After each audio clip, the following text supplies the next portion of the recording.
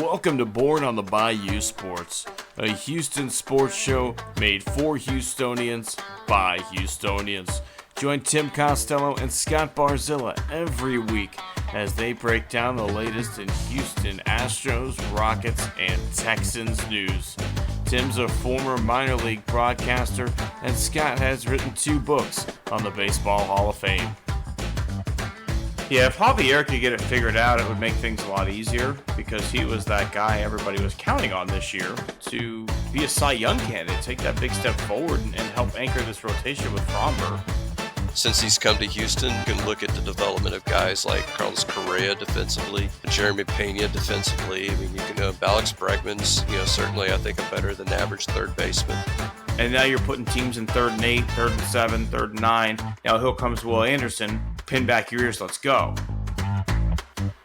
So if you're Bayou born and bred, or just like spending time in the H, sit down, relax, and stay Houston strong.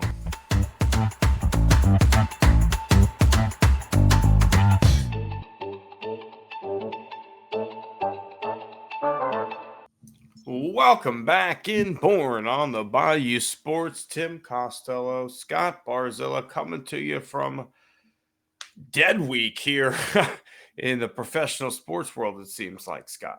Yeah, we were texting back and forth. And we're like, hey, what do you want to talk about? And it's like, we're going to have to lean into this one, folks. But Tim and I, to peel back the curtain a little bit, I think you and I were potential victims of a phishing scam. Oh, you speaking of phishing, Scott, you've been hard. You were ready. There's a lady with a lawyer ready to saddle up and ride for us at one point there, and I was just like, hey, I think this is bullshit. Well, no, I put it out there like, hey, watch out for this, because what ended up happening was, and you sent a message simultaneously as I got the same exact message for every forum that I'm doing on Facebook. And it's like, all right, come on. So, obviously this was a phishing scam. A lot of the people who responded, I think, are a little bit of the older crowd in that group that we're a member of. And it's, you got to be a real piece of Samsonite, to give into that. It's like those ads in the National Enquirer would be like, avoid ripoffs, send in $5. I'll send in 10, honey. We'll be doubly protected. Which leads to my question. And I've got an answer to this one. What scam / shady product are you going to admit to being a victim of? So I've got 2. The first one I think is a funny joke one. The alien sandwich. Okay. Thinking that would help you get out of the bunker. I remember those. Still skull the shit out of it. But the real bad one was I bought some pills to help grow a beard when I was younger, and I was hoping I would get more coverage on my cheeks. And like, there's this Facebook ad I got targeted with on a pill that you could take to get some better beard coverage, and all it did was make me shit like crazy. Well, maybe it's a laxative, Tim. You never know. But I think mine was kind of similar. When I to peel back the little curtain here, Tim, when I was in my 20s, I actually had a pretty, big bout with depression. I don't know if you've ever, had that issue. They prescribed Paxil for me. And Paxil actually worked pretty well on the depression. The problem is that I put on about 70 pounds, which now I'm depressed because I'm fat. So just like you with the beard, I've become susceptible to these weight loss things. And 610 used to, do this thing. I can't even remember what it was called. But basically the directions were you drink this every night and you don't eat anything after 7 p.m. Oh, they used to be sponsored like My Quick Weight Loss Center or something like that. Yeah. And so I bought that, and it's like, and slowly I kind of realized that, well, I think the most important thing was not eating after 7. It wasn't what you were actually drinking. that has anything. I was going to say in the 80s, you obviously, wouldn't have been watching TV during this point, but they had a product called Dream Away. That was actually, it was a pill that you took at night. And so I want you to stop me before you see a problem here. Okay. That when you take the pill, Okay. and then when you wake up, you're 3 to 5 pounds lighter. Okay. I'm pretty sure I know you're going because you lose 3 to 5 pounds almost every night when you sleep. But see that nobody realizes. It's like, okay, I weigh 200. I take the pill. I wake up and I weigh 196. But see, they didn't realize that I gained those 4 pounds back by the end of the night. Everybody's thinking like, man, I weigh 196. I take another pill tonight. I could go down to 192. And the next day, 189. I'm on the road to weight loss, brother. It's insane to me, Scott, how long Americans have been searching for the miracle weight loss drug, right? Like when I think you would agree with me, um, diet and exercise is pretty much it outside of like the 80s cocaine and cigarettes, right? That seemed to work pretty fucking good for a lot of people, but like legally, I think diet, exercise, eating right, getting good sleep, all that stuff pretty much shows it'll get you your healthiest form. But even in today's world, with all the knowledge that we have, people are still fucking shooting up Ozempic and all this other stuff. And you can trace this back to like the 20s and 30s. There's just always been something that you can either take in a pill form or a shot form that is the miracle loss supplement. I've been waiting for the National Enquirer because, the National Enquirer, my grandmother used to subscribe to it. Can you imagine somebody subscribing to the National Enquirer? The But only people I could even think of was like the agents from Men in Black, because that's where the real news was. right, yeah. So they would always run stories about somebody seeing Bigfoot. And then they would always run stories about a miracle diet plan. So let's just put this shit together. Bigfoot discovers miracle diet plan. Boom. I mean, that's like the story of the century right there. Someone should be talking about it, Scott. I don't know why they're not. Like, have you ever seen anyone, like, other than I guess your grandmother, but like that publication has been next to checkout lines my entire life, right? I've never seen anyone go, yeah, okay, I'll take this too.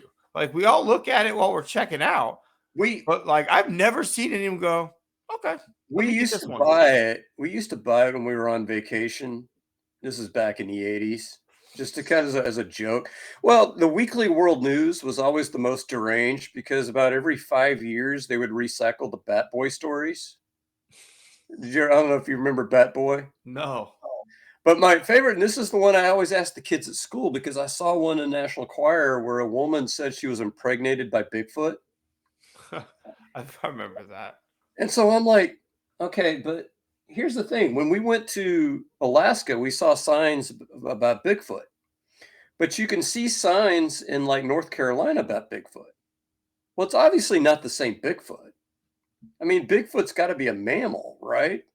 Well, it depends on what you're listening to on AM radio late at night, because there's a lady named Carrie Cassidy who believes that Bigfoot is among one of many types of aliens that have landed and live on Earth, among like the tall whites and like all this other But shit. But Sasquatch is the my, type of well, alien that they are. well, my favorite part of that story though was National Enquirer was that this woman's husband believed her and said that he wanted to give Sasquatch a piece of his mind. And I was like, well, if there's more than one Sasquatch, couldn't he just say, no, no, no, no, that's my cousin Larry? I mean, it's, You could I mean, very it's, well yeah. could. And so I've always asked that question to students. I always ask them, okay, what is the plural for Sasquatch? It is both singular and plural. Although, if you ask Google and you ask Siri, they give you two different answers. So even AI can't agree. I think Siri says it's Bigfoot. That's the plural. And then the other one says Sasquatch is the No, plural. Sasquatch is what? It's Sasquatch is both single and plural. Any real squatcher knows that, Scott. All right, let's find a little bit of sports somewhere in this podcast. Let's talk about your Houston Texans offseason coming up. We've got a new offensive coordinator. I don't think we talked about that much in our previous episode, but he has been introduced coming from the Rams system, the McVay system, which really is the same parent system, which is the Shanahan system, but with variations. We've got Callie. We've got Callie as our new offensive coordinator. Nick Callie, to be precise. Well, here's what scares me, Tim. He not only comes from the McVay system, he comes from New England. He spent more time in New England. And I don't know if you caught any of the introductory press conference, but we heard the dreaded term game plan offense. I love it. I fucking love it. That was the one. Yeah, well, and it sounds wonderful. But see, here's the thing that the problem with a game plan offense is that it calls for you to be good at a number of things. Because one week you might run the football, another week you might be passing it to your wide receivers, another week you might be passing it to tight ends, and who knows? And San Francisco's offense kind of works that way, or at least it did when it was at its peak. But I think for your Texans, is that really where we see this offense going, or would we rather see them say, you know what, we're going to be good at this, and this is what we're going to do to teams? To answer your, I'm gonna do the answer your question with a question. If back in 2012, 2011, maybe whatever it was, Peyton Manning decided, or actually the Texans decided to agree to take Peyton Manning instead of going to Denver, do you think they win Super Bowls? With the defense they had, with Peyton Manning playing quarterback instead of Matt Schaub. Everything's the same except Matt Schaub's there. I mean, Matt Schaub out, Peyton Manning in. The two playoff runs. Well, he did win with Gary Kubiak as the head coach. Right. In Denver. So what I'm saying is that offense with an elite quarterback can win. And what that offense did was run the fucking ball. You ran the football. You had a zone running scheme that set up a hard play action that allowed guys to get deep over the middle with crossing routes that let them be open. And it fucking worked. The problem was you had Matt Schaub as your quarterback instead of an elite guy. And we had such a belief that Matt Schaub was the guy, and we never got a number 2 wide receiver. Okay, it never worked out. And then Matt Schaub got hurt. Who knows? But you're telling me that if you have CJ Stroud in an offense, running those bootlegs, all of a sudden it's not there. CJ picks up 10, 12 quick yards on a first down instead of Matt Schaub running on a naked fucking bootleg. All of a sudden you've got CJ throwing on the run to Nico Collins, who's open. All of a sudden you've got Schultz actually, maybe doing something this year, if that's the way that this offense is going to go. I have no problem with game planning or finding ways to win matchups, right? Like if I've got a shitty linebacking core and coverage, I'm going to draw a lot of plays up for Dalton Schultz that day. I'm fine with that. But I'm with you. You need an offensive identity. And when you've got a guy like Joe Mixon, who literally is basically the get on my fucking shoulders, let's go kind of running back, both vocally and the way he plays, that's my game plan. Get me another good backup like we had with Ben Tate that can give him a rest because we don't really have that. And then let's go. That's what you should be looking at right now, the way this team is built, because you don't have a lot of cap space. Your second best wide receiver is out for next year. Stephon Diggs is not signed, and you've got Nico Collins. So, you're looking to maybe draft something and catch lightning in a bottle, but your offensive identity needs to base around the fact that we run the ball well. It's going to draw eyes into the backfield, and then we can hit you with play action. I think what I'm most optimistic about with Kaylee, though, and this is kind of, Yeah, and I have to give the guys the Houston radio network. Mark Van Meer and who's the sideline reporter I keep missing? Johnny Harris, man. Yeah, Johnny Harris was the one making this point. If you look at Bobby Slowick's background, he was never ever a position coach, ever. He was always like, quality control, video guy. And so he's one of those that here's my scheme, and my scheme is superior, so it should work because it's superior, not realizing that, well, my scheme is calling for Dalton Schultz to block a defensive end, which is never going to work. Whereas Nick Caley has been only a position coach. This year was the first year he was, quote unquote, passing game coordinator. Other than that, he's been tight ends coach, sometimes fullbacks coach. So, it's a little bit of a different outlook in that he's going to be on the field looking at guys and asking, what can this guy actually do? Can Dalton Schultz actually block a defensive end? No. Okay, we're not going to fucking ask him to block a defensive end. So, that gives me a little bit of, encouragement that maybe something's going to look better and that you're going to have a guy that's going to, wonder, okay, what can these 11 guys individually actually do? Versus, here's my Madden play that I drew up, and it always works in Madden, so therefore it'll work in the NFL. And on top of that, like, not to pile on to Bobby Boy, but let's pile on. It's come out, right, that CJ didn't have the right to change protections at the line of scrimmage. That was the center's responsibility, if it was even allowed, right, quote unquote allowed. How can you sit there? And I'm looking at D'Amico too. How can you sit there in meetings with Bobby, watching your quarterback get fucking lit up and lit up and lit up, and not at any point say, "Hey, why is CJ not allowed to change the protection at the line of scrimmage? Please give me a reason why we were not allowing this, because what I'm seeing isn't working," right? Like, I guess kudos to them for covering that up the whole season. I don't know how the fuck that didn't get out until this point, but like, oh my God, it just, he refused to change his system at all for the player CJ Stroud was, right? Like, you had a guy who is a pretty cerebral quarterback, can identify things, likes to get the ball out of his hand quickly at the line of scrimmage. And we've talked about this before. He doesn't take a deep drop because he wants to fucking get it out quick. That's his best throws, I feel like, are when he's either A, on the run because he's a great playmaker, or B, when he just catches and throws.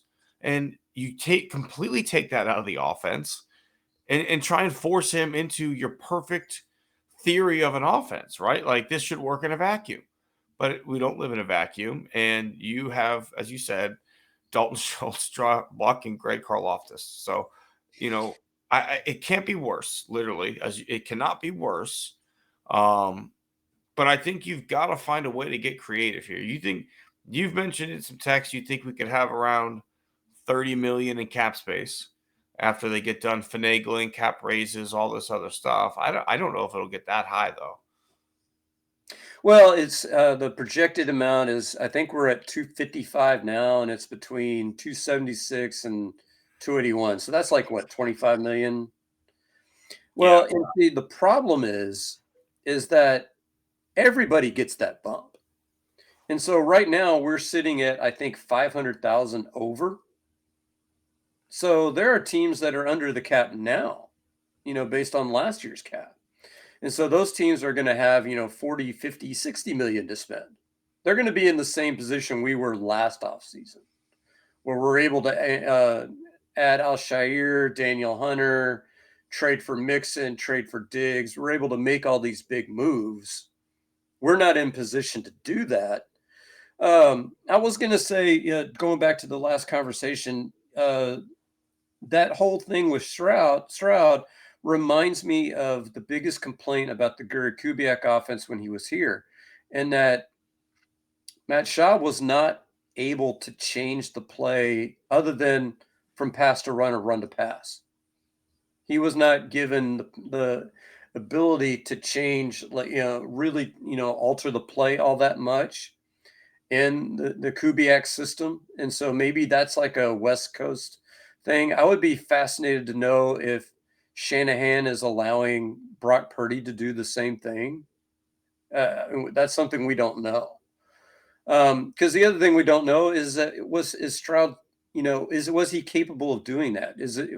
Was he not allowed to do it because that's just the way we run our system, or was he not allowed to do it because he deemed that he didn't think he was capable of doing it? That's kind of something we really don't have the answer to. Yeah, I don't think we'll ever know, right? But I feel like it's a combination of, hey, we're giving you 2 plays, pick the one that's best. We as the coaches know what the best plays are. If the safety's high, run it. If he's not high, throw it, right? Um, that's what I think. I I don't know. Like Peyton Manning could obviously change play. Like when he had Peyton in Denver, he didn't put the same restrictions on him. Yeah, but in Peyton by that time is practically a coach himself. So I mean, Right. that's that's But that's my point is like with the correct guy, you take the reins off. It's not so it is Schaub, right? Like it's not because when you had Peyton, you let the fucking Ranger ride, right? But like when you had Matt Schaub, he was bridled up. so. Let's say to make this a little more fun, you can afford one major free agent on both sides of the ball. Without even going into names, what positions are your priority? I'm getting a left guard, Scott. I'm I'm buying the best fucking left guard that money can buy. The youngest and most talented, the one from the Chiefs. I want Smith. Yeah, I mean that's a good play. I'm wondering if a center is more important, especially if the center is in charge of communication amongst the line. If you get a kick-ass center, does that make all the other guys better?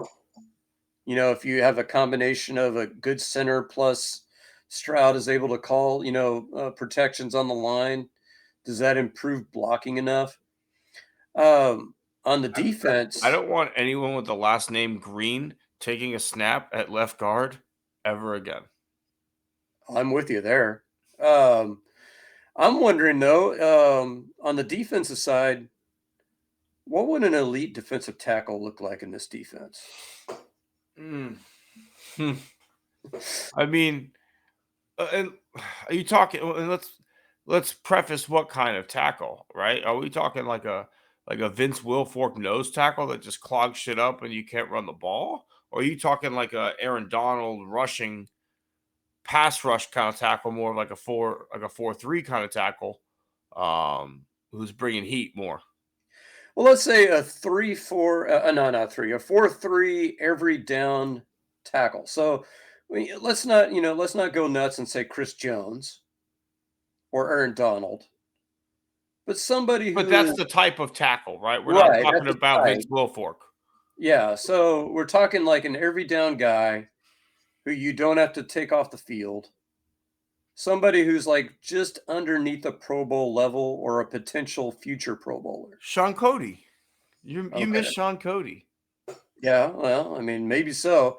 Great web Actually, content too. the guy I miss is probably DJ Reader. Well, peak DJ Reader. Yeah, we fucked that up.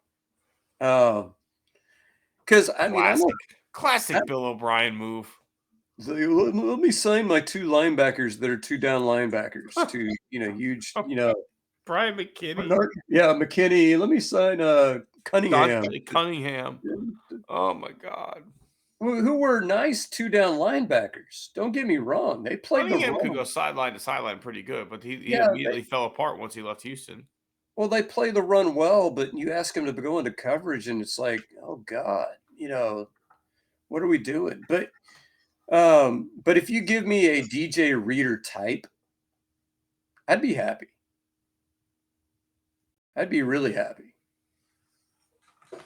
I want a linebacker. I want like a tight end killer. That's what I want. Like either a linebacker or a safety or the little bit of tweener. I want a Jalen Petrie kind of player who can cover better, like that size, right? Like we will continue to be ripped by elite tight ends. I feel like old ass fucking Travis Kelsey ripped us um, multiple times, and so he looked terrible in the Super Bowl. He looked old and fucking slow, but against the Texans, he looked 25 again. And so, there's a difference in good coverage linebackers versus what we have, and we don't have a coverage linebacker. What I like and what I want to see this team lean into is I want to see them lean into what do we do well. If this organization does anything well, they draft secondary players. We know what the fuck we're doing. Derek Stingley, Lassiter, Bullock, all three of them are hits in the draft. Petrie. And two of them were, Petrie's a second rounder, but Lassiter's a second rounder. I'm just saying hits in the draft, though. Yeah, Bullock's a mid rounder, and he's a hit. What I want to see them do is I would love to see them draft another safety and go ahead and cut Jimmy Ward. Let's use that for cap savings. I don't know how much you save there. Not a whole heck of a lot. I've heard Denico Autry is a potential cap hit that they may cut. I don't know. I mean, he kind of came on at the end of the season. So, I don't know that how much when he was healthy. He had suspension. Right. I don't know how much you want to do that because I think you save like $5.6 million. And I don't know what that really gets you, You'd have to couple that. Now, maybe if you cut him and Ward, maybe that put together allows you to sign another interior lineman.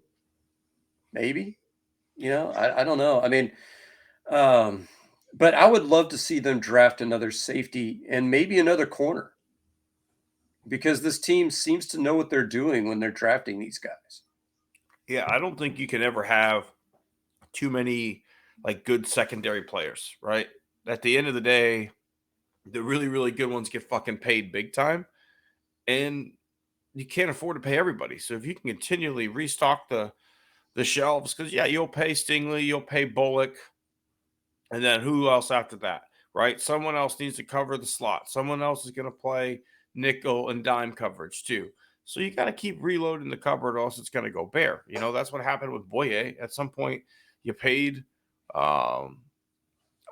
Jonathan Joseph, you paid Daniel Manning, you paid all these players, and there was no money left for AJ Boye, who at that point was your best corner, and you let him go. You know what's sick? What's sick though? I saw a graphic that Stingley and Lassiter ranked number 1 and number 2 in the NFL in quarterback rating against. It was insane, dude. But who's the third corner on this team? There isn't one. Yeah, that's my problem. Yeah, I'm with you. Go get another one. Go get another corner, draft him, and you could draft him in the 4th or 5th round. Yeah, go get the slot guy. If you're going after a guy, go get special with it. Go get a fucking great slot corner from college who's coming out and it was great in the slot specifically. That's what you need him to do. You've got two guys who can lock it on the outside. Well, I'd love some versatility because I think was it Lassiter that missed a couple of games this year? Yeah. And when you had him out, would you have like Chris Boyd on the outside or God? It was like that is correct. It was pretty nasty. I like the linebacker. Here's an open question. I don't know what the answer to this is, but they were talking about it. Do you realize how few snaps Christian Harris got in both playoff games? No, it was like less than 15 on both, wasn't it? So he's basically a healthy scratch. So what in the hell's going on there? He was supposed to be that linebacker who could cover.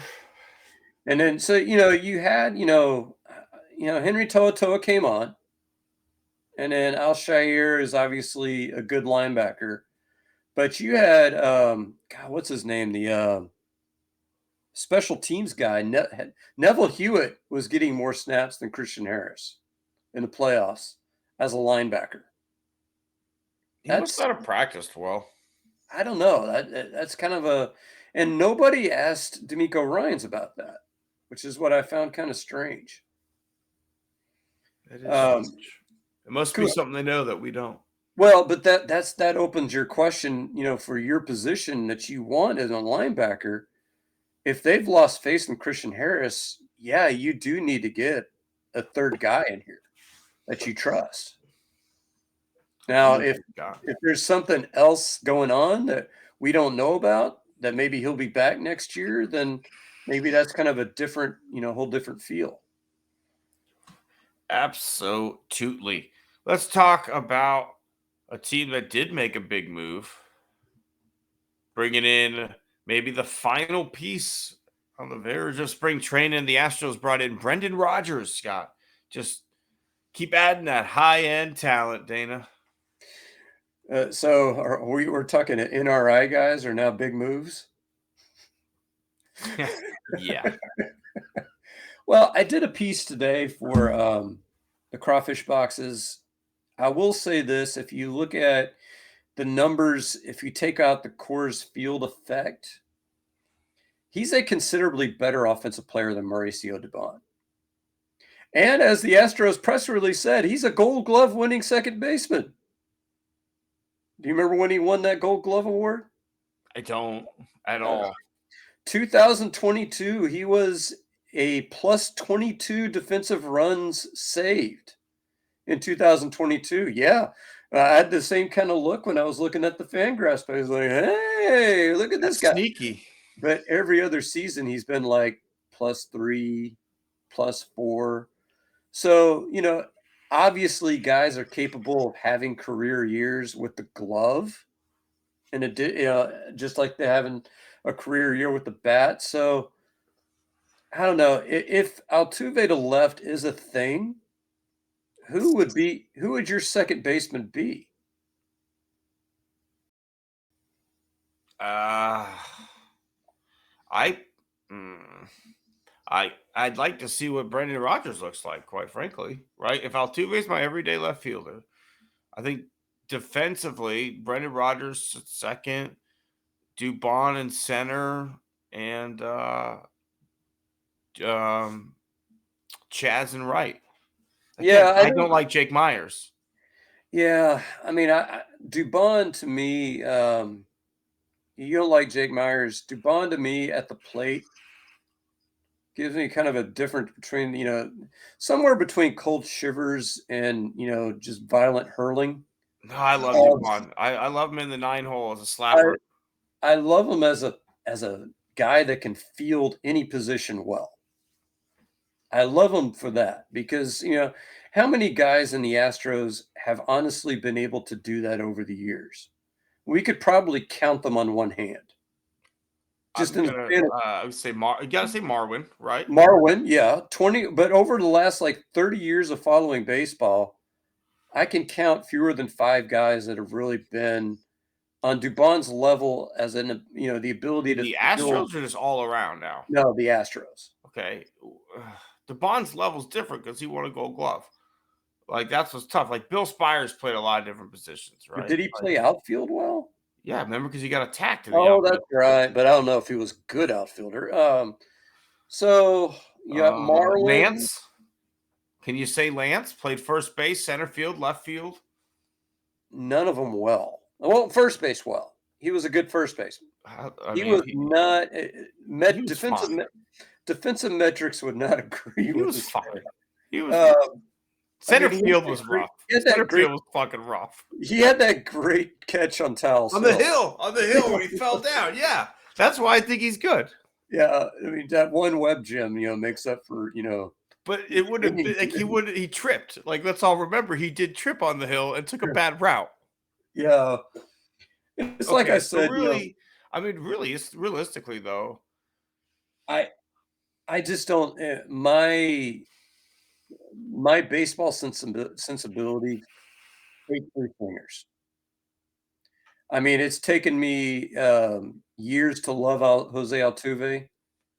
And Jose Altuve has become less of a free swinger than he was when he came up. He's kind of morphed back into that, unfortunately, in recent years.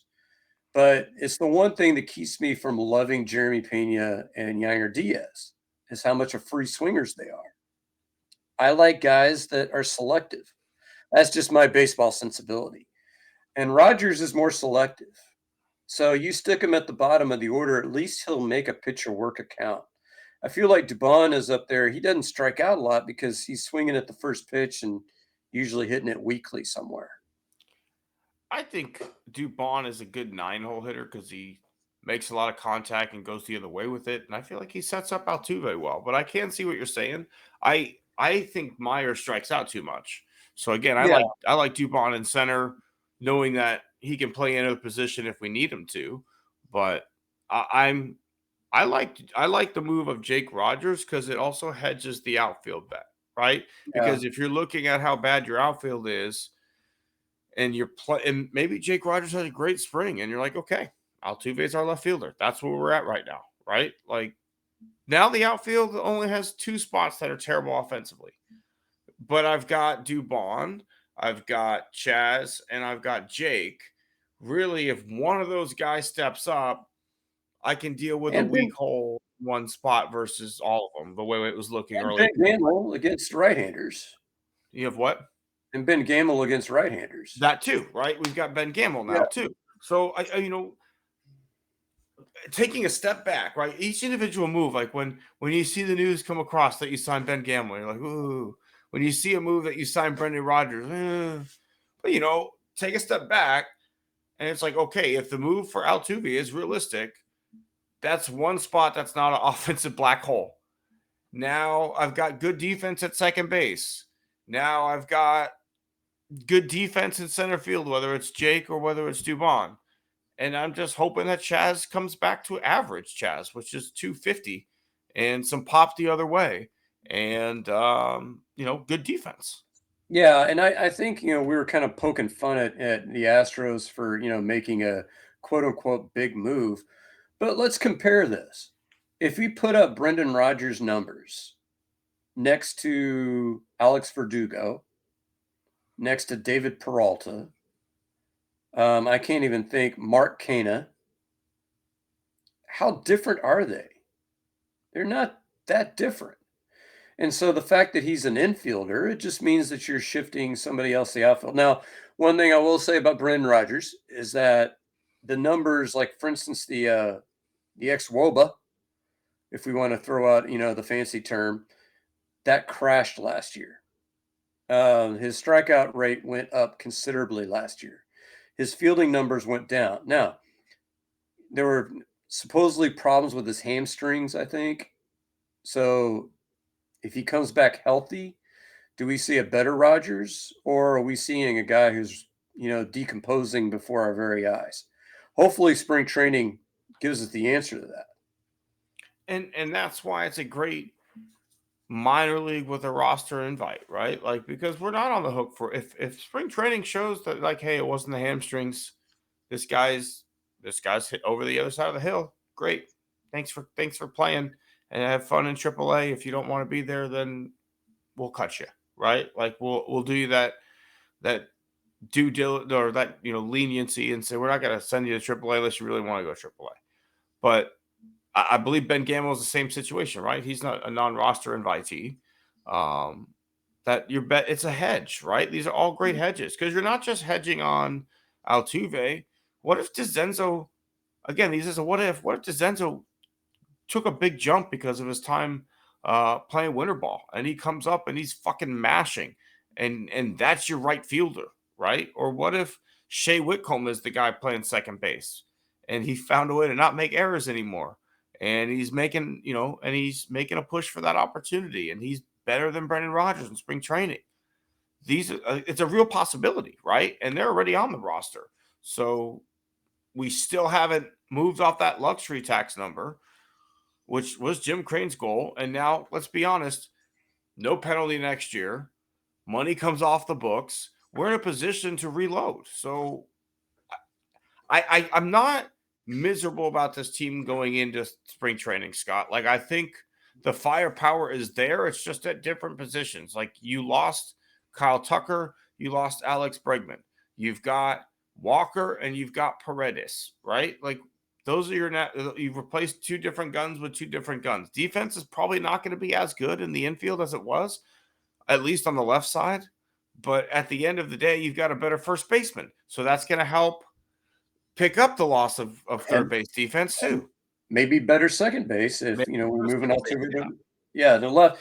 And one thing I'll say, and you've still got Yordan fucking Alvarez too. Like, yeah, let's not forget that you've got the best fucking left-handed power hitter in the game. yeah, no, that's absolutely true. And I think, the two big guys that I think are the keys to this season, you mentioned Chaz. Can we get him to 2022 Chaz? Like 2023 Chaz to me is Peak. kind of pie in the sky. Mm-hmm. Pie in the sky. Get him to 2022 Chaz. And then to me, does Yainer Diaz take another step as a hitter?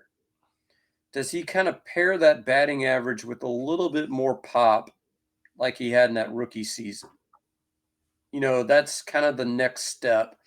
And, part of that is, he has more protection in this batting order. This batting order is deeper than it was.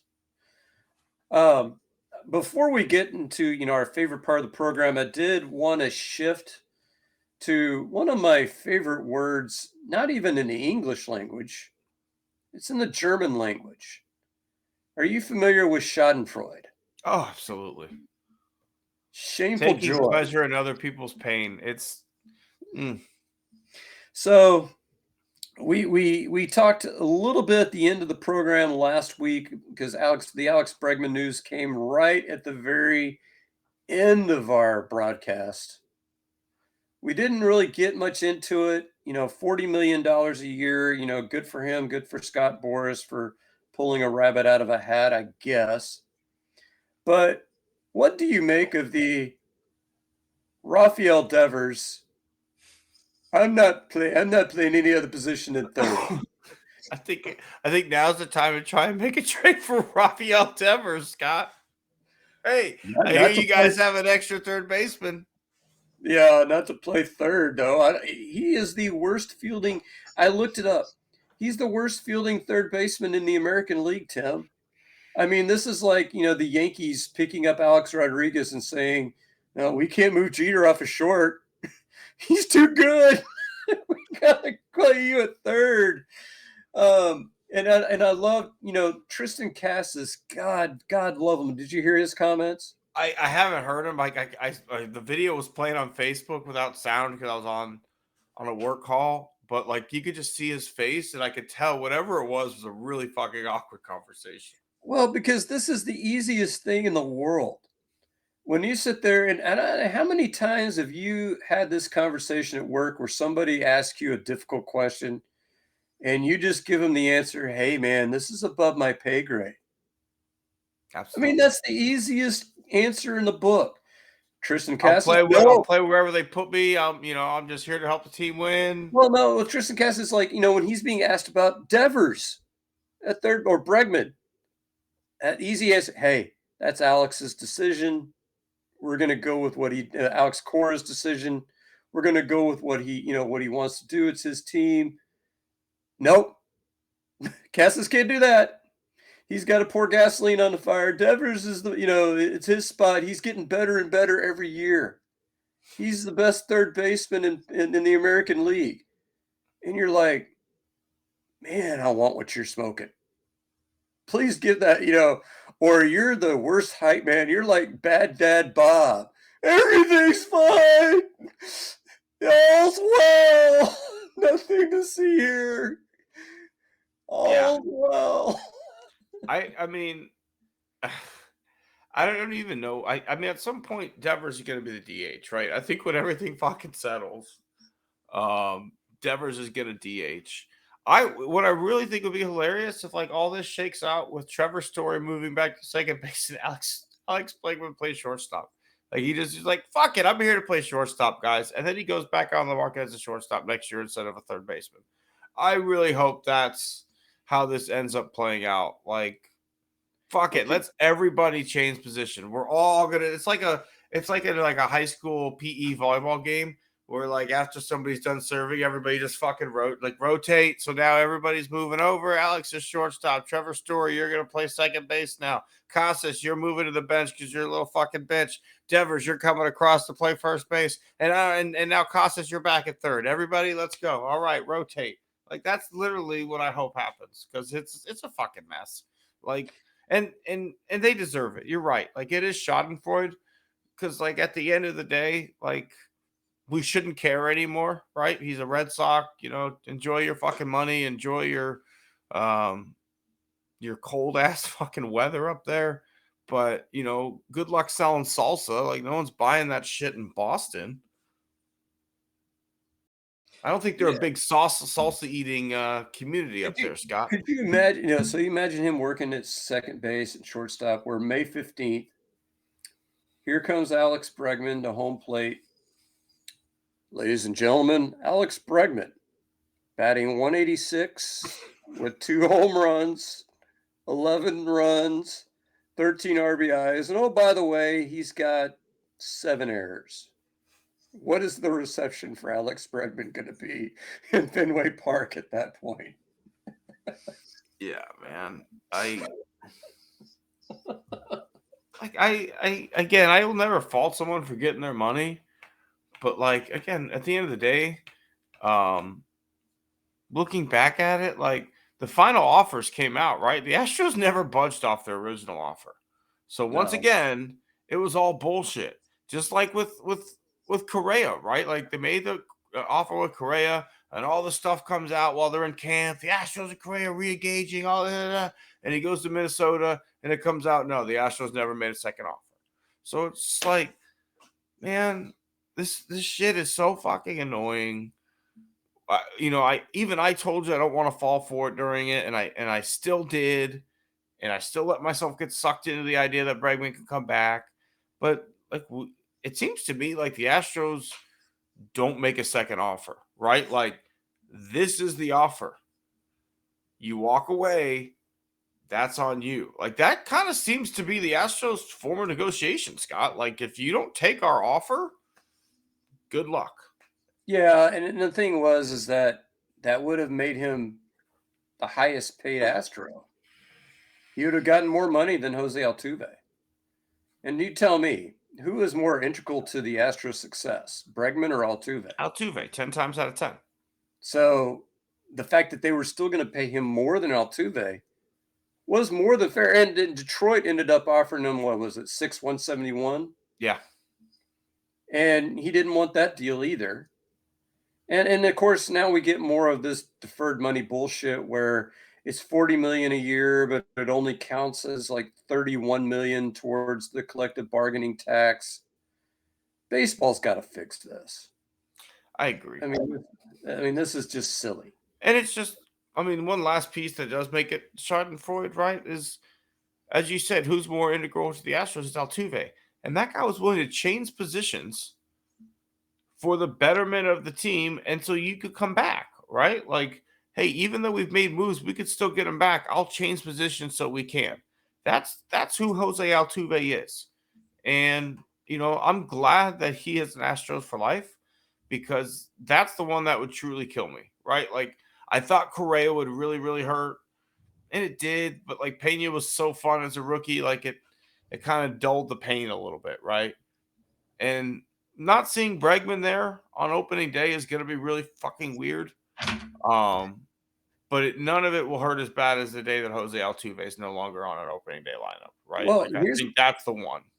Here's the funny thing, though, and I sent this to you. Now, granted, Zips came up with their projections right before Bregman actually agreed with Boston.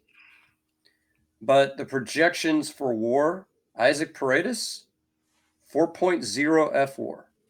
I think he's going to have a great year, Scott. I think at least offensively with that short porch and left, he's going to have a great year.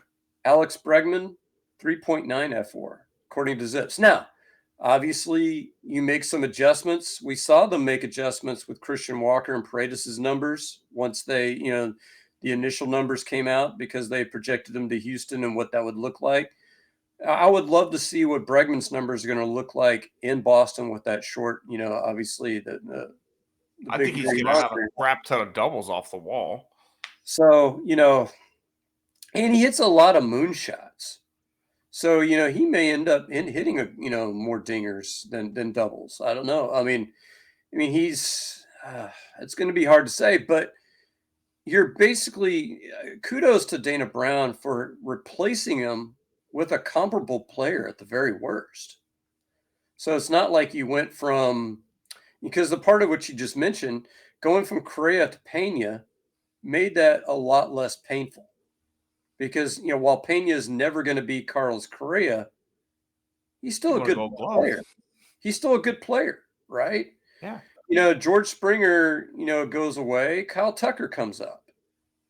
So, a lot of these guys get replaced. Garrett Cole leaves, and then you have a bevy of these, Latin, American pitchers that, nobody thought would do anything, and suddenly they end Fromber, up, baby. I love me some fucking Christian Frombito. Javier, Luis Garcia, Jose Urquidy, all these guys suddenly, all of them pitch well. Yeah. So, I mean, it's not really so much the pain of losing guys, it's the fact that they've always had somebody there to take the spot. And I mean, so I think the first time we don't in some ways. It could be. I mean, I don't think there's anybody there to take Tucker's spot. I mean, there's not going to be anybody. One hope is Cam Smith that maybe within the next year. That maybe, but there's nobody this year. Chas McCormick is not Kyle Tucker. No, he's never going to be. I'm a little bit higher on Jake Myers than you are, but he's at best a league average hitter. I mean, that's the very tippy tip of his ceiling. And he's never shown us that. And he showed us that briefly before he crashed his shoulder. Okay, 3 years ago, pre-injury. Yeah, I mean, but defensively, he's a plus defensive center fielder. That's great. So you can afford that if Chaz is good. You can't afford that if they both fucking suck. Right, and then of course, you mentioned Dubon. Dubon is available to play center field in that scenario. Chaz is available to play center field in that scenario if he's actually average. So you have options. Yeah, so, I'd love a scenario, Scott, where like DeZenzo's raking, Chaz is raking, Brendan Ryan earns a roster spot right to play second, and now all of a sudden, like Chaz in center, DeZenzo and right, now Tuve in left, and like you've got 3 good hitters. And Gamble, to play against, Ben Gamble. righties, it's I like what Dana Brown has done. I think Dana Brown, and nobody's going to give kudos for a guy for staying underneath the collective bargaining tax, but that was clearly the mandate. Yep. You don't trade Ryan Presley for the package you got because, that's a good baseball move. You're doing it to cut salary. Yeah. And honestly, Scott, I think we both agree for good reason, right? Like, you have so much dead money coming off next year. You can truly rebuild this thing with some good moves, especially like, hey, let's see what this roster looks like next year. Let's see what some of these young guys do. Let's see what Paredes looks like. And then at the end of the day, hey, I need 2 starters. Hey, I need a center fielder. Hey, I need a closer. I need whatever it is. You know what it is now.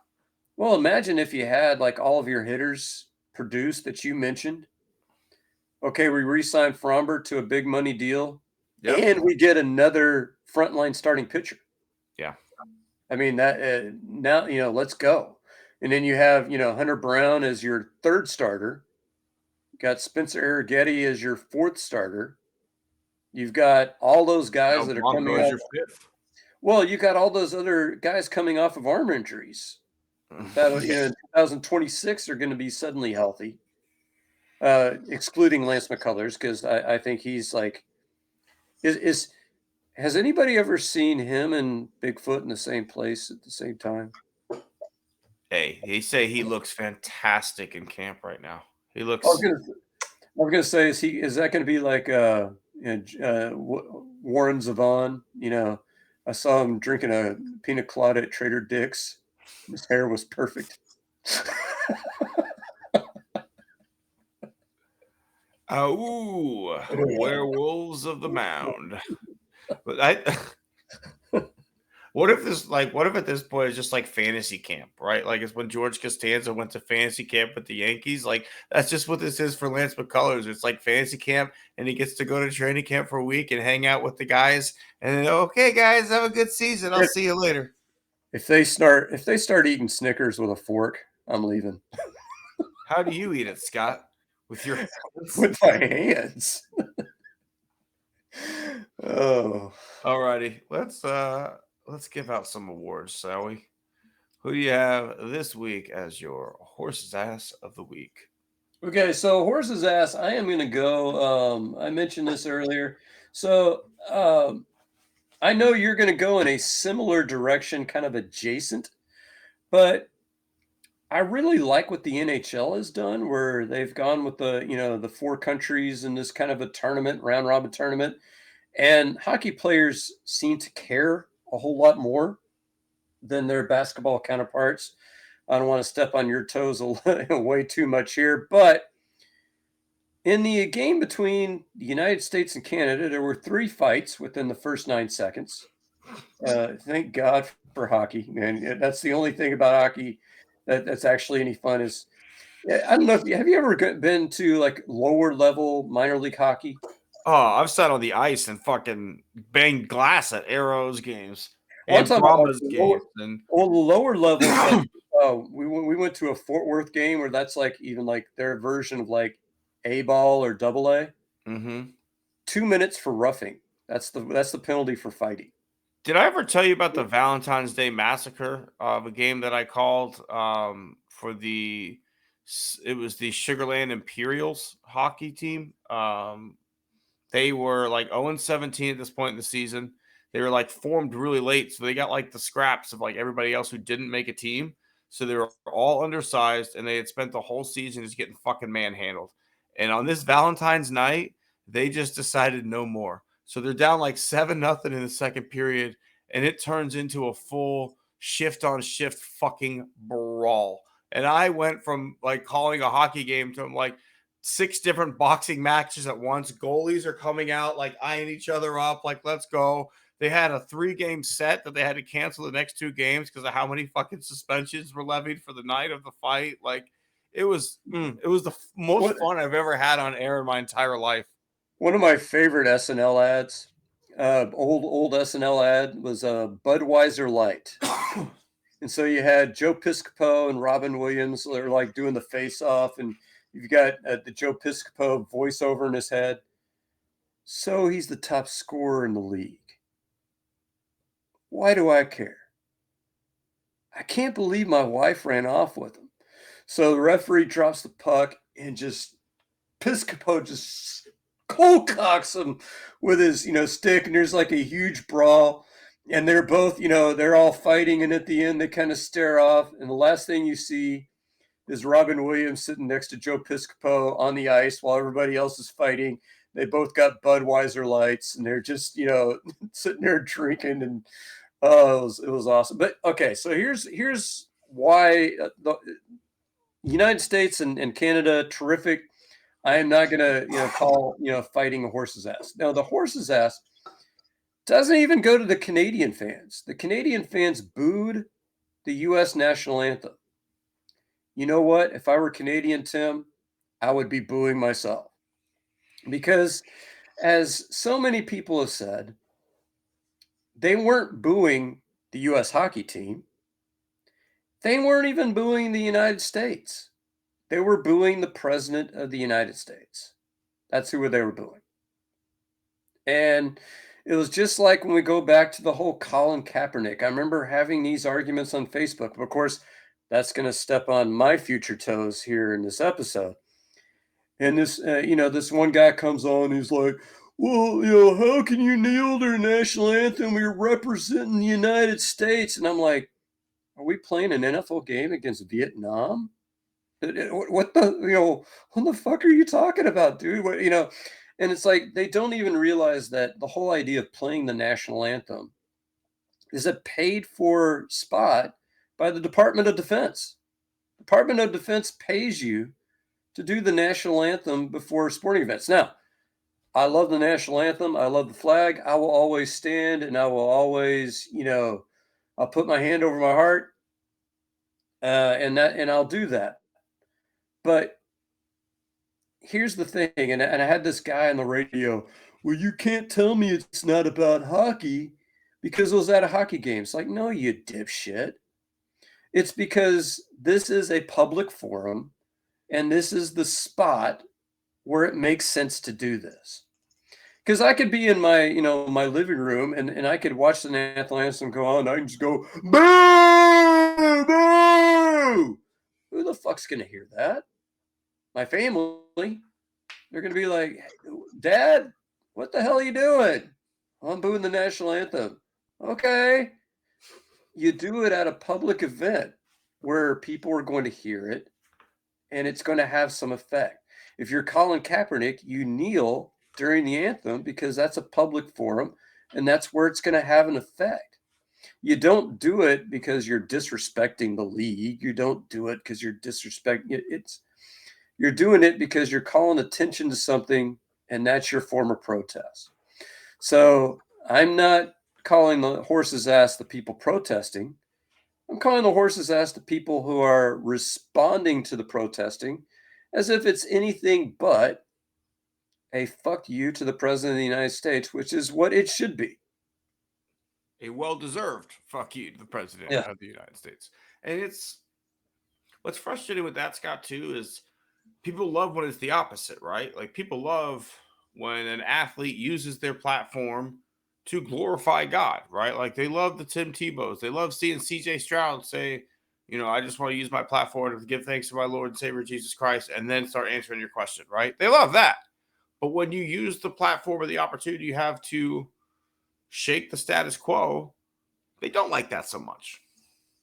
Yep.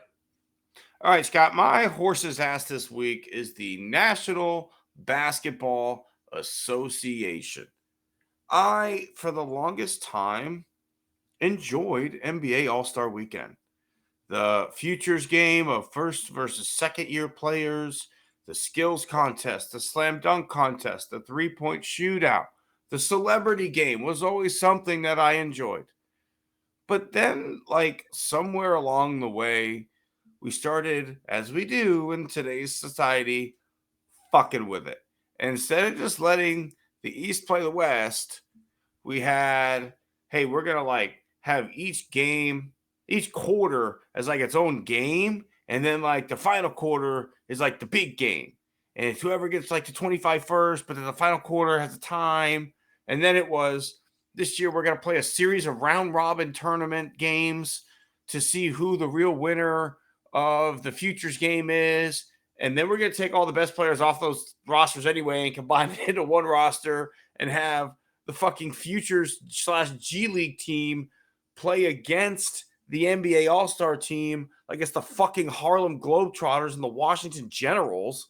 And also the court looks like it was the one from fucking Looney Tunes, and Alfred Sengun got 16 seconds of playing time with this new fucking format. And LeBron James opts out 8 hours before the game starts, so they can't even fill the fucking roster spot with a worthy player.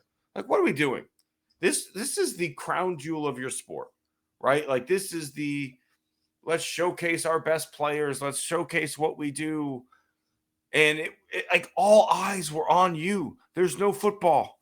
There's no baseball. It was only NBA All-Star Weekend. And holy fucking shit, that could not have been worse. It was terrible. I tried to watch, Scott, and I made it 6 minutes of the All-Star game, and I watched as much of Amen as I could the first night, but even that was rough. All I wanted to do was watch Amen and Sengun, and you got 16 seconds of Sengun in the All-Star game. You're a better man than me, Tim, because I did not catch one solitary second of the NBA weeks. And here's the so you have your 3-time winner of the NBA dunk contest. What team does he play for, Tim? McClung is on the 76ers, right? Or is he on Orlando now? Well, he's in the Orlando Magic organization. Oh, he's made more money from dunk contests than he's made from game checks. He's a G leaguer. So the best athlete dunker in your sport is a G leaguer. Now, could you imagine that if and the winner of the 2025 Gatorade Home Run Derby contest, Crash Seth, Davis. Seth Beer. No, it's Crash Davis, man. You gotta have someone like fucking home run king of the minor leagues. Well, I was thinking somebody real like Seth Beer, who's not, probably not Fair going to make enough. the team. Pedro Leon. Yes.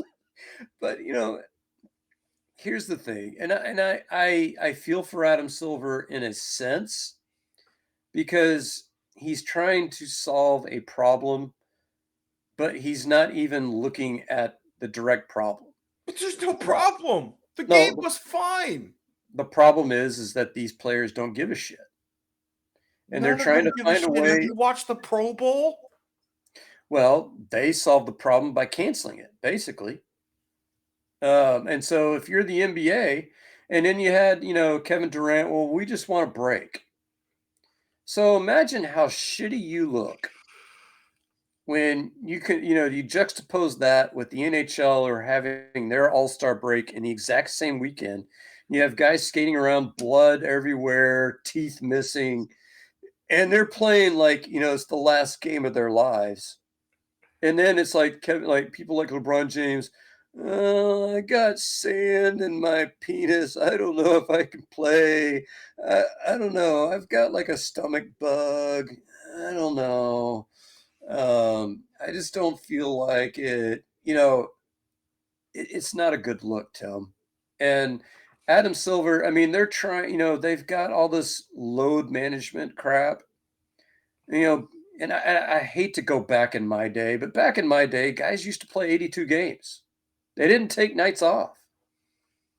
But now it seems like, and they're trying to have all these rules where you have to play in a minimum number of games in order to be eligible for postseason awards. All of these things they're trying to do to mandate stuff that players should be doing anyway. And they're trying to mandate that players care about the All-Star game. So you're trying to manufacture all this crap to figure out, have they ever tried like America against Europe? Maybe that would, do something. I don't know. But they're trying all these kinds of things. The players don't care. And It that's doesn't what's matter. weird to me, Scott, because like they want the honor of being named an all-star, right? Like they Sure. want that because there's financial incentive in their contract for that. Well, the incentive needs to be you're playing the fucking game, right? Like you can't just anymore tie it to you got voted. Like, no, unless you're injured, you need to play. Because, like, yes, some guys skip the MLB All-Star game, but like that is a fun game to watch. The whole weekend is still fun. You are showcasing the talent of the league. It is a weekend for the players. And I don't know, the stuff that the Pro Bowl does now, like at least those guys look like they're having a good time. They want to go, right? It just seems like it's a fucking drag for these dudes. And I don't know what it is about the NBA lifestyle that being named an all-star and being asked to play 15 minutes on a Sunday night when you're going to have the next few days off anyway. There's your break, Kevin. I don't know. It used to be used to recruit guys, right? Like if your team was hosting the All-Star break when James Harden was a Rocket, he took you out to the titty bar and he showed you around town and said, "Hey, imagine coming here." Yeah, and of course you get Jose Altuve, who takes every All-Star game off, at least in recent years. And I don't know how much of that is him wanting a rest and how much of that is he doesn't want to get booed for the scandal or whatever it is. I don't know. But you hit the nail on the head, because who participates in home run derby? It's all the big stars. Who's playing in the All-Star game? 90% of them are the big stars. Yeah. And to me, I guess maybe you risk injury less in a non-contact sport. Maybe that's it. I don't know. 95 mile an hour fastball, the fucking head's gonna hurt you no matter when you're playing, right? If you're not locked in, you're getting hurt. Well, yeah, and if you're a pitcher, a 95 mile an hour pitch might be the last pitch you throw. I mean, we've seen that with Lance McCullers, right? So Lance is taking some shrapnel today, man. But the point is that I love the most gruesome injury. Do you remember? I don't know if you were watching baseball at this point, but Dave Dravecky. Is that the one where the arm just blew up as he threw? Yeah, and they had to amputate it. Yeah, that was fucking gross. And then that was one of the most gross things I've ever seen in my entire life. Of course, and then with the Astros, would have been like right arm discomfort. Yeah. A lesser version of that happened to a buddy of mine where like he was pitching in high school and he broke his arm throwing and like the ball like hit the batter in the face and like he's laying on the mound like clutching his arm. The batter's laying on the batter's box like blood going everywhere. The kid's dad's just standing in the stands going, "What the fuck? What the fuck? What the fuck?" The best story I've ever heard. Have you heard of a Larry Yount? Larry Yount? Yes. Yeah, of course. Robin Yount's brother. Mm-hmm. Have you ever seen his baseball reference page? It's not very long. Well, he never actually officially recorded an out because he was brought into the warm-up, and I think he told people like, "Hey, look, I'm going to break off the biggest curveball anybody's ever seen during warm-up pitches," and he blows his fucking arm out. I mean, yeah, it's That's rough. It can it can happen at any point, at any time, in any sport. Yeah. But at least baseball and hockey, those guys are like, let's fucking go. Where basketball. It's an honor to play in front of these fans, to be named and represent my franchise, right? Like, I don't know. It goes in line with your scumbag. It goes on with your horse's ass, right? Like, yeah. It's not about the baseball. It's not about the basketball. It's about the fans, and it's about being a representative of the team. It's fuck, man. We suck now. All right. Let's do some nice things. Let's what do you say we tip a cap or two here, Scott? All right. So my hat tip is going to go to TCU head men's basketball coach Jamie Dixon. A couple of personal milestones that he's hit this season. He got his 500th career coaching win a couple of weeks ago. Last night, defeated the number 9 ranked Texas Tech Red Raiders. Yeah, that pissed my wife off. No, but did you ever watch Blue Chips? Yeah. And I love the point at the end where he sat there when he kind of flipped out and told everybody the truth. And he said the best coaching job I did was last year's team where I didn't have a whole lot of talent and managed to be 500. So Jamie Dixon's Horned Frogs, they're 15-10 overall. That's kind of blah. They're 8-7 in conference. That's kind of blah. But this is a down year in terms of talent.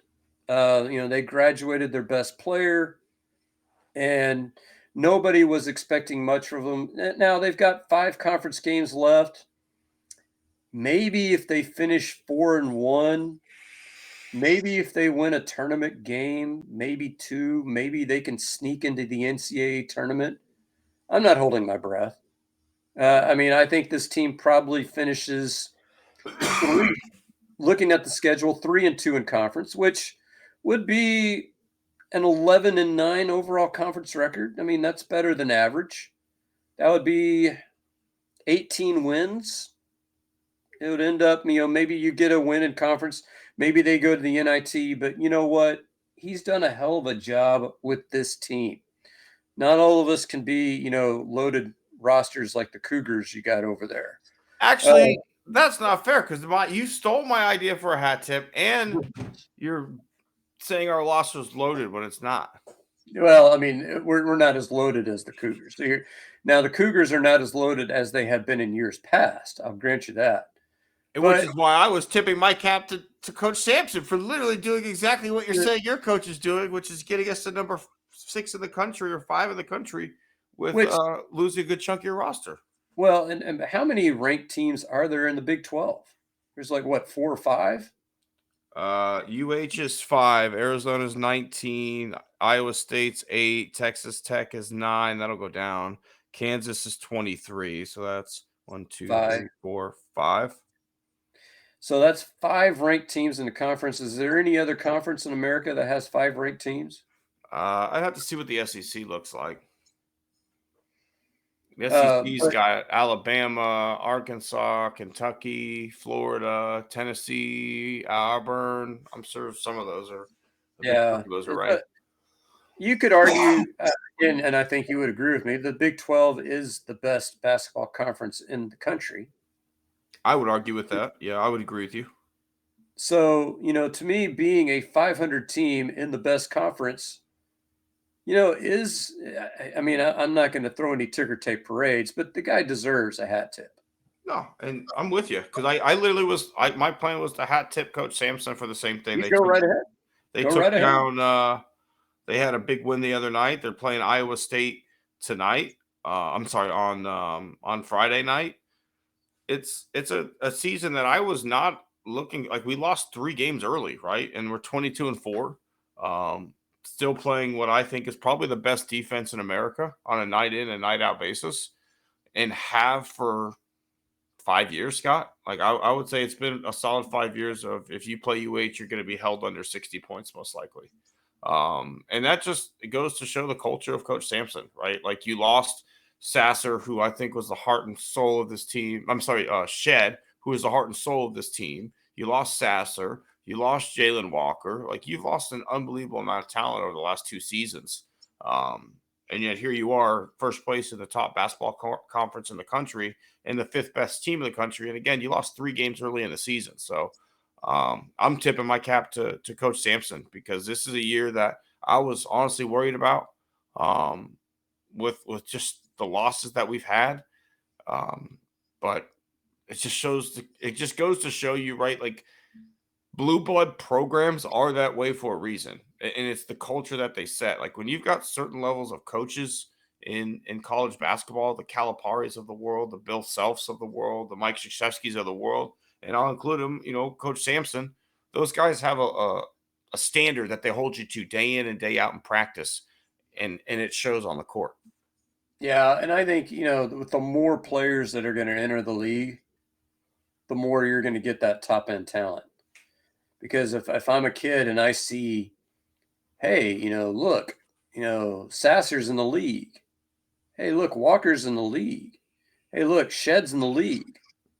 Then I'm going to sit there and go like, maybe Sampson can get me into the league.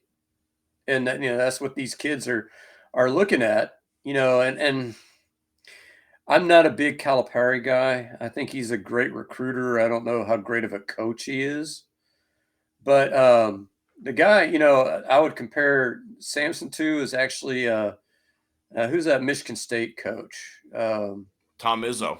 Yeah, Tom. Those are guys that they because Izzo's the Michigan State guys. They don't have a ton of huge, big time mega stars in the NBA.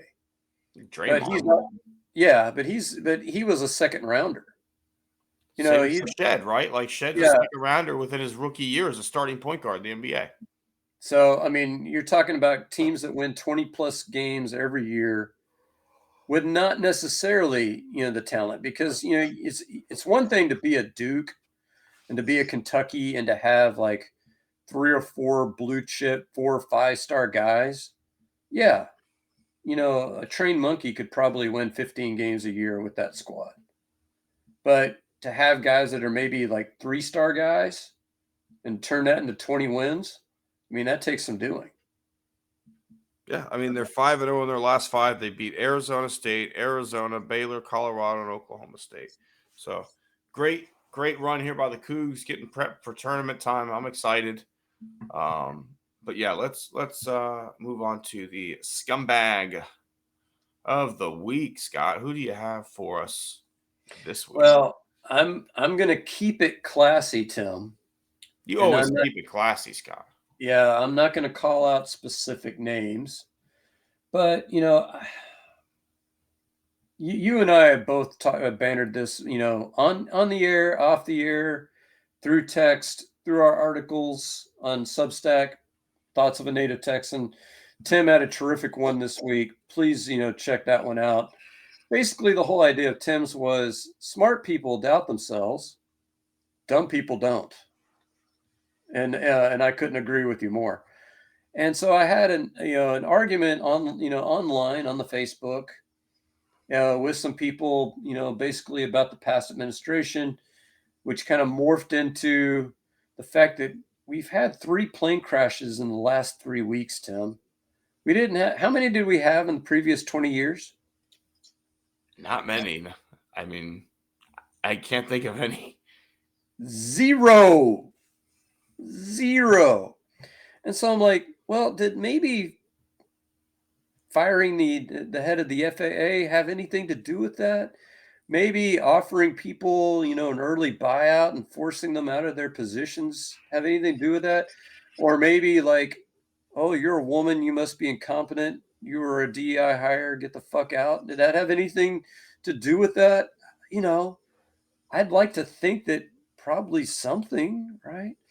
So instead of having a civil discussion back and forth, the go-to there was that I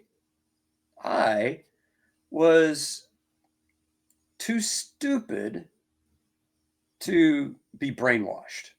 That one kind of baffles me, Tim, for a couple of different reasons. I've had other people sit there and say, "Well, you're too stupid to vote for your best interest." Okay, yeah, I seem to know I have a master's degree, but you all right. I was a political science major, taught government for years, but okay, you tell me all that you know about how government agencies work. Just go ahead, give it to me. Let me uh, educate me about how these things work. So really, it's not so much of people being stupid. And Tim asked this question off air: is it the fact that these are people that were my friends that I'm realizing were stupid, or is it the fact that they're being rude? And it's a little bit of both, because how do you treat a friend or a family member and you're that, just dismissive and you must be an idiot? And it's like, especially with family, and it's like, having, like somebody from my wife's family, not going to name names again, who's like, you're an idiot. And it's like, um, how far did you go in school, by the way? Just asking for a friend. Oh, high school diploma? Well, I guess that's better than a GED, golf clap. You know, I don't know what to do with these people, Tim. I'm with you. I had several engagements this week where I was told I don't understand the difference between political philosophies because I said liberals want to keep the status quo and Republicans and MAGAs want to fuck it all up or something. He's like, I don't think you understand what a liberal is. Socialists want to blow everything up. And I'm like, you just like socialists want socialism. Liberals want the status quo because capitalists make money. And they're like, can you name any liberal that's okay with capitalism? I'm like, Nancy Pelosi made a ton of fucking money on the stock market. Like that, y'all claim she's like your liberal queen. What are you talking about? Fucking block you. You're done. I'm done with you. Then someone else is like, you need to do your homework. So then I post like 4 different definitions of like what each political thing is. It's just like liberal mind rot.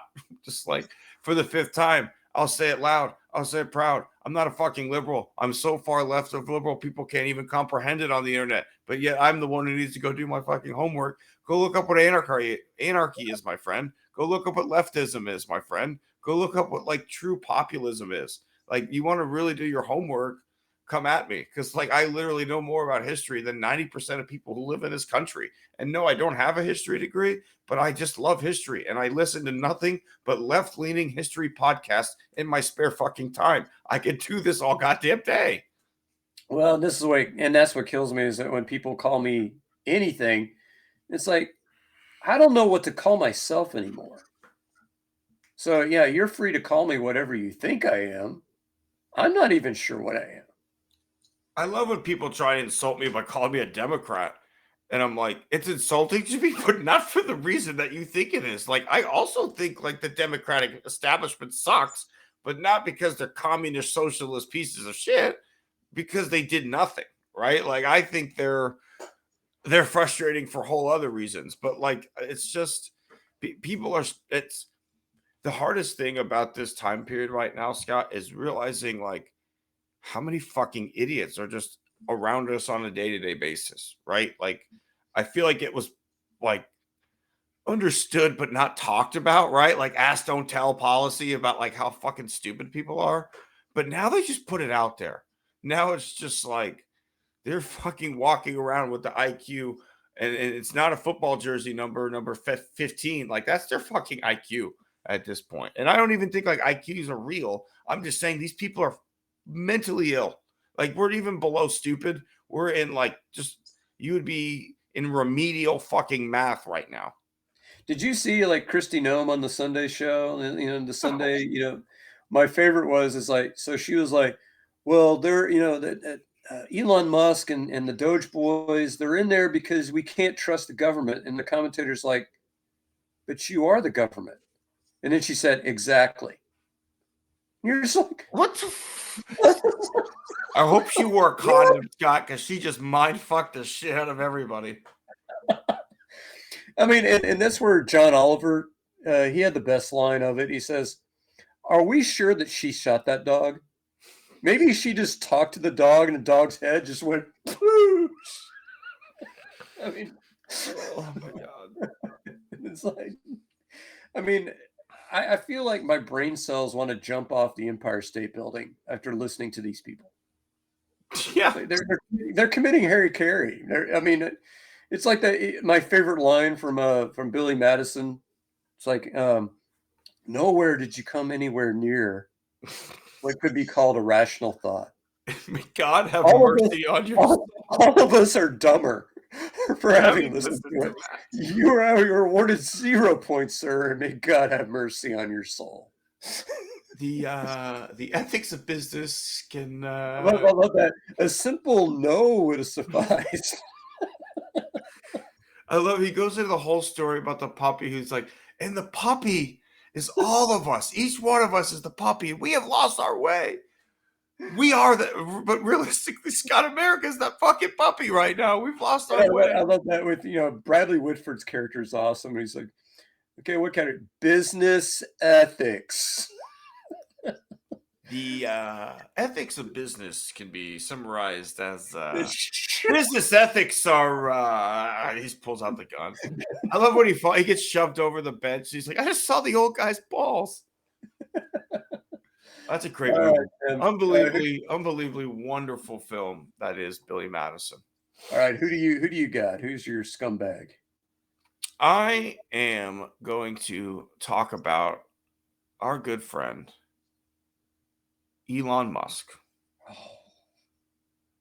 I hate him. We know I hate Elon. I literally whatever. But for this specific thing,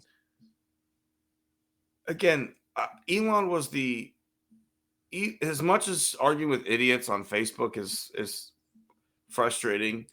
Elon was the inspiration for that article, Scott. Elon thinks he knows everything, and he doesn't know fucking anything. And those are the most fucking dangerous people in the world. The man doesn't even understand how to code. And he's going through and looking at, who's being paid from Social Security, saying that people are listed as 150 years old. Well, like that's how cobalt fucking coding works. And the 0 is when you don't know somebody's age, and that's just what you put in instead. But he's out there telling America that we're paying 150-year-olds. He's out there saying, I'm going to send everybody $5,000 checks from all the money you've saved. The fuck? All right. Right here, baby. Fucking pay it up because you're full of shit, right? Like you are having your 13th child with your fourth different woman. You are destroying lines of code. You've built a website that was so poorly secured it was hacked and like all the information that was on it was stolen. You fired nuclear fucking engineers, then realized, oh fuck, we need these people. And then you can't find them. Couldn't figure out a cell phone number. You have been stopped by federal judges on like 19 different things. And you hop on Twitter and tell people they've committed, like anyone who criticizes you on Twitter, Elon comments, you've committed a crime. The FBI will be contacting you. Right? Like you're just a fucking moron at this point. Oh, And it's just unfortunate that you have so much goddamn fucking money that we can't just laugh you away. Like if Elon wasn't rich, if this man was just a run-of-the-mill dude who was like in your friend group, right? Like if you had someone who like was a friend of a friend, or like your wife knew a friend and this was her husband, right? And he came to the outing and this dude just started talking about all this shit. It was just wrong about all of it, but just yelled at you and said, you committed a crime. Like, well, you don't want to hang out with this guy anymore. Going back to my Facebook thing is, you got into some of my two of my guys that I graduated with. And I ended up blocking one of them because finally, he pushed me on the whole, it wasn't a diamond mine, it was an emerald mine, which I made that mistake. I made that mistake. But no, he said, well, dad didn't own emerald mines. He was actually poor. So Elon came from nothing and all this. And he's actually an expert and all this stuff. And I said, he's never designed anything. And then that's when he came back. What do you mean? It's like, do you think he's like fucking sitting with schematics, sitting there thinking, okay, let me design this rocket? People honestly think he's like Tony fucking Stark. People think he is the real life Iron Man because he's out there with this stupid fucking flamethrower one time.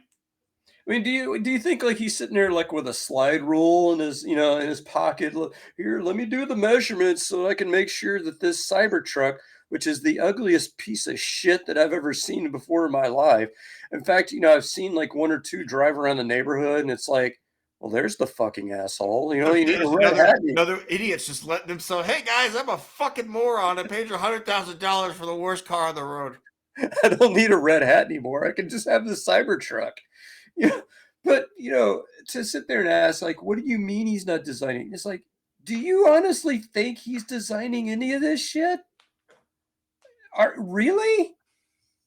And the fact that half his vehicles seem to catch on fire, or when he's going to make them self-drive, that they're going to actually cause fatalities. When you have one blowing up in front of a Vegas hotel, and you're like, is this a terrorist event or is this Tesla just being Tesla? That's the biggest indictment of all, right? One blows up in front of a hotel and you're like, let's pump the brakes until we know that this wasn't just a bad fucking Tesla, because that is a thing.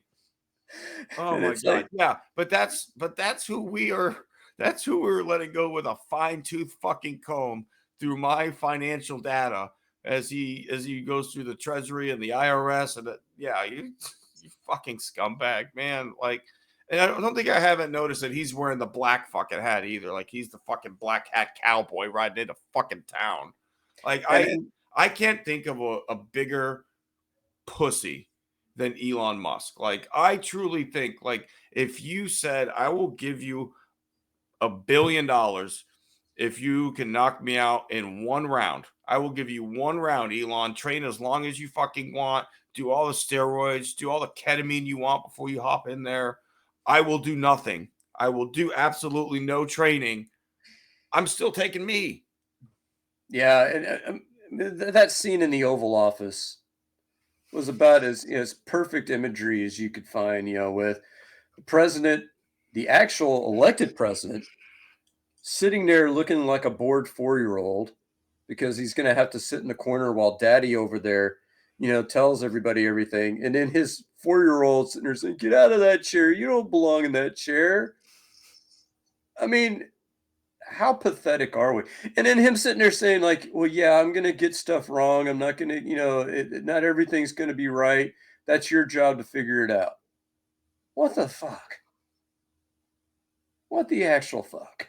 That's where we are. That's fucking where we are. So yeah, that's why I wrote an article about stupid people. Because a smart person would never do any of this. A smart person surrounds themselves with the experts that they need. A stupid person hires a bunch of 19-year-old fucking yes men. People. Yeah, man. One of which is an out white supremacist. He had to quit though. Once people figured out that Elon had a guy who sells white supremacist I thought T-shirts they on the rehired internet. him. I thought they Huh? rehired him. I wouldn't doubt that. The T-shirts were great, apparently. Yeah. Next up, we'll hire Kanye. He's going to define Kanye to design the uniforms for Doge is going to be the breaking fucking news. Everybody's wearing Yeezys. Yeah. So, anyways, Living in America. I feel good. I don't. Well, James feels good because he's no longer with us.